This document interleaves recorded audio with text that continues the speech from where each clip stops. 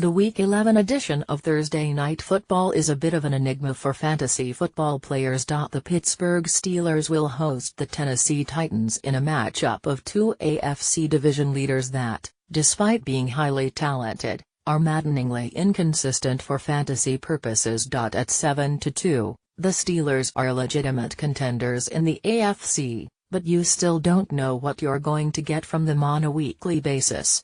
Likewise, the 6-3 Titans boast plenty of potential and star power, but it's difficult to trust any of their players in fantasy. Still, if you pick your spots, there could be some points up for grabs at Hennes Field. Whether you're playing a daily fantasy sports contest or making a last-minute roster move in your season-long league, here's who we think you should start and sit Thursday night. Start Juju Smith-Schuster, WR, Steelers.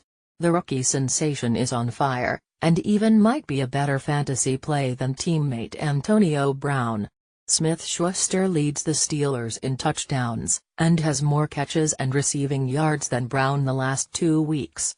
Furthermore, he has the same amount of targets as Brown since Week 8. Thursday night games always have the potential to disappoint, but Smith-Schuster is a must-start nonetheless. Delanie Walker, Titans. The fact that Walker has no touchdowns this season obviously is concerning. But this is a down year for fantasy tight ends, and players who get as many targets, catches and yards as Walker need to be in your lineups, regardless of scores. Walker has 3 straight games of at least 5 catches and 60 yards, and we think he has a great chance to replicate that performance Thursday night. Ben Roethlisberger, QB, Steelers. This is a risky call, we know. But something about a primetime game at Heinz Field just screams big plays for Big Ben. It's been an uneven year for Roethlisberger, to say the least, but the amount of weapons he has at his disposal should lead to QB1 numbers against the Titans. Titans running backs. DeMarco Murray is coming off a 3-score game against the Cincinnati Bengals, but our outlook on him and the Titans' backfield hasn't changed.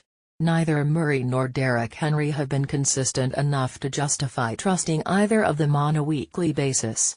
Both players' values at this point largely are tied to red zone production, and the Titans still haven't shown who they prefer on the goal line.